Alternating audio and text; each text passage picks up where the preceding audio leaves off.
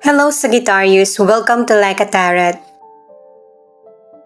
Alamin natin ang situation mo, ang situation ng person mo. Sa huli, kukuha ko ng additional cards. May posibilidad na magkapalit ng sitwasyon, kaya ikaw na lang bahalang tumukoy. Angels and guides, please guide us. Ano ang reading para sa mga Sagittarius?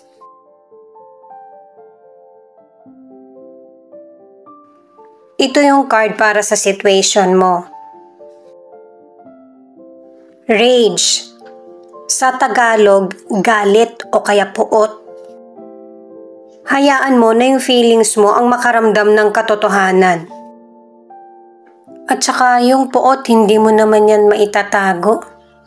Pwede mong makontrol, pero hanggang kailan, di ba? At saka, karapatan mo naman na maramdaman yung ganyang feeling.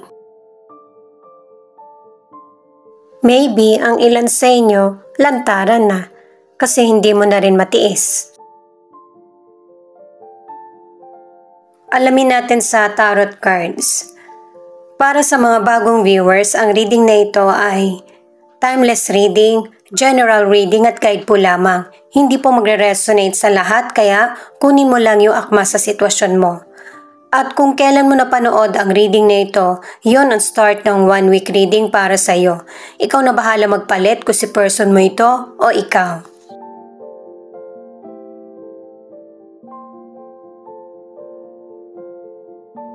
The Empress, the Magician at the Fool. Yung Magician kasi yung una kong nakita kesa sa the Fool.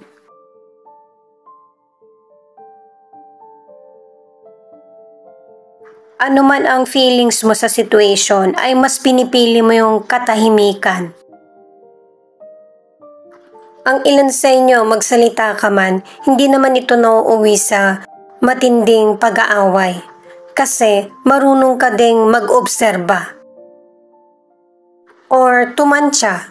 At saka ang ilan sa inyo wala ka talagang sinasabi, tahimik ka lang na nakamasid. Kasi naniniwala ka pa rin na merong solusyon or milagro na biglang magpapabago sa nangyayaring sitwasyon sa buhay mo. Pero syempre guys, yung ganitong behavior na sobra kang mapagbigay, hindi rin makakabuti sa iyo. Kaya mas maigi na sabihin mo kung ano yung totoong feelings mo. Ano man ang gender mo, piliin mo din minsan yung sarili mo. At saka, nakadalawang cards ka na merong bagong simula na mangyayari sa buhay mo. At yung minamanifest mo sa buhay ay may magandang outcome. Sa mga single, nakadalawang cards ka na magkakaroon ka ng bagong kakilala.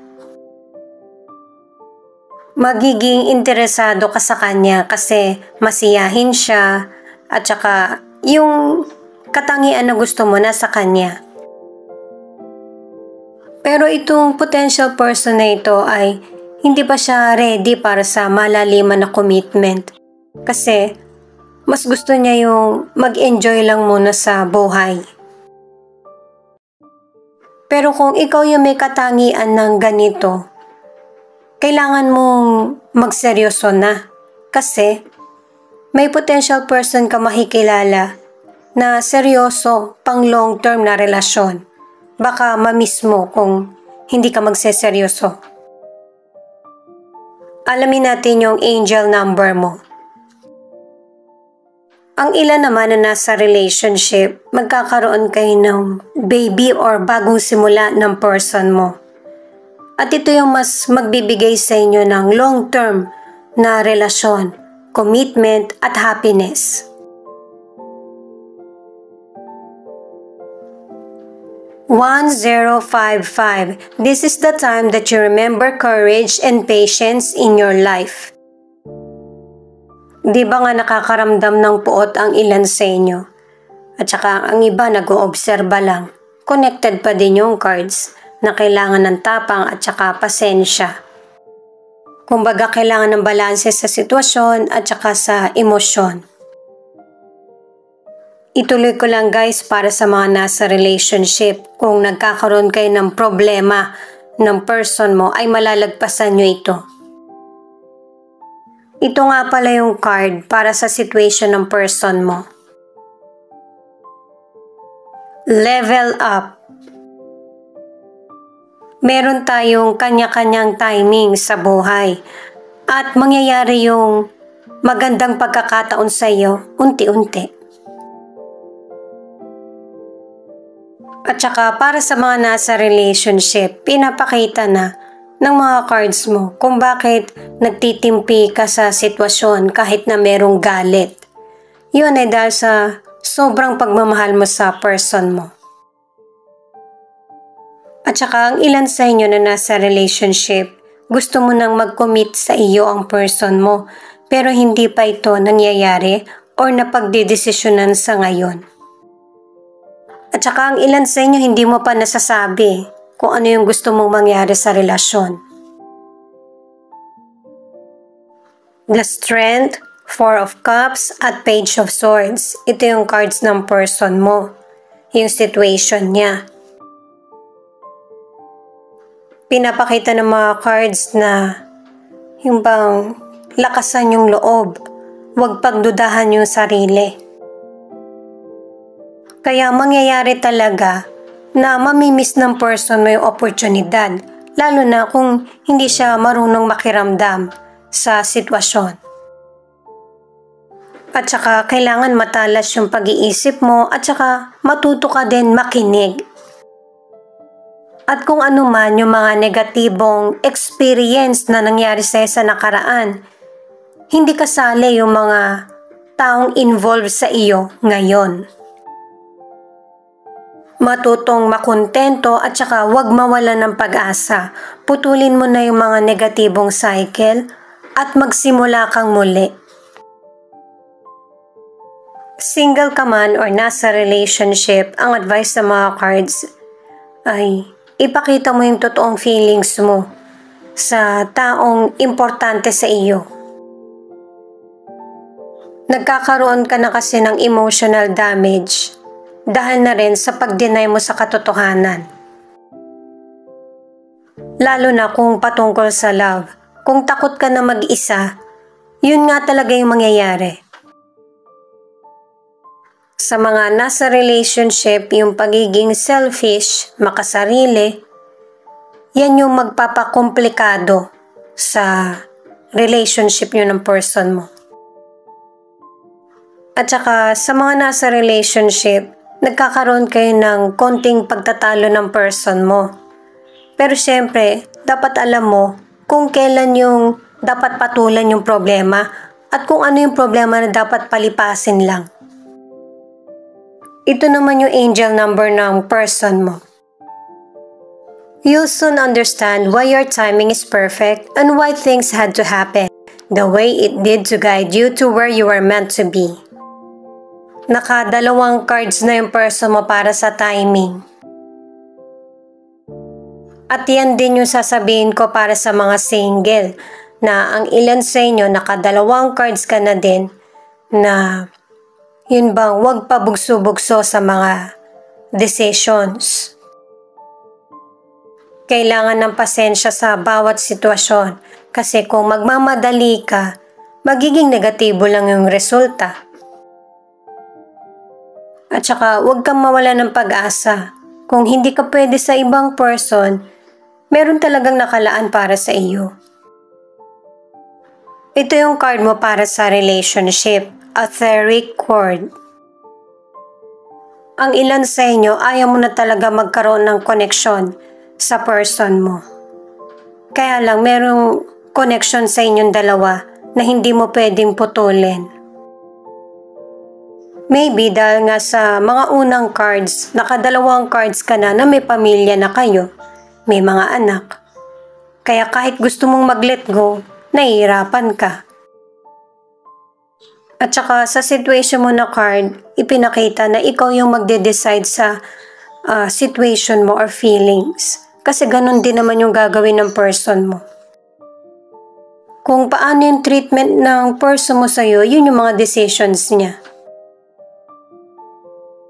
Kaya nga sinabi sa mga cards ng person mo na kailangan niyang matutong makiramdam at makinig.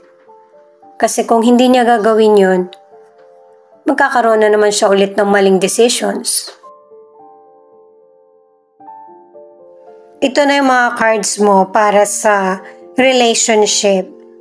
7 of Wands, Queen of Cups, 8 of Cups.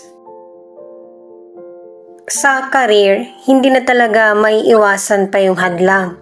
Kasi, alin man ang piliin mo, meron pa rin talagang magiging delay or problem. Yung problem sa career, ikaw pa rin naman yung makakapag-decide niyan kung mag-i-stay ba or mag-iiba ng trabaho. Ang ilan sa financial ay may increase. Pasensya na guys, naputol. Kasi nakadalawang cards ka na maganda yung pasok ng financial sa iyo.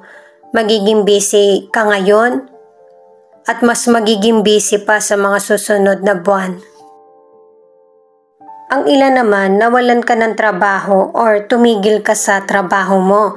Kaya medyo may problem sa financial, pero hindi naman to pang matagalan.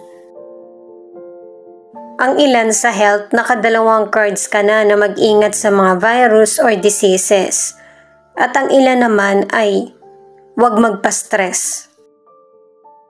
Ibalanse mo yung oras mo sa trabaho, pagtulog, at saka pagkain. Single ka man or nasa relationship, lahat ng effort mo patungkol sa pagmamahal ay ibinubuhos mo. Pero hindi umaayon sa mga plano mo, kaya ang advice para sa mga single ay hinay-hinay muna. Lalo na sa paghahanap ng makakarelasyon.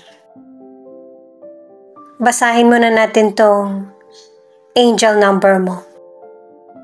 God is not in a hurry. You are. It's why you're anxious, stressed, and disappointed. Trust that what was meant to be yours will be yours. Type yes to affirm. Ang ilan sa inyo, dahil nga sa may sumisira sa relasyon nyo ng person mo, ikaw na mismo yung nag-give up. Hindi mo rin kasi nakikita ng effort ang person mo. Itong additional card na the Tower ay positive para sa iyo kasi anuman ang mga naging decision mo, magiging maganda pa rin ang outcome. Ay siya nga pala guys, muntik ko na makalimutan. Thank you nga pala sa mga nag-like, share, and subscribe. Ingat po kayo palagi. Ayan, pangalawang card na to na very positive na lahat ng maling sitwasyon na nangyari sa iyo ay magkakaroon ng clarity. Yun nga lang, magiging interesado ka pa ba sa mga malalaman mo? Pero positive pa rin ang mangyayari sa buhay mo. 9 of Swords. Pangatlong card na ito para sa na-miss na oportunidad. Kung pwede lang maibalik yung nakaraan, may pagsisisi at mag-isa.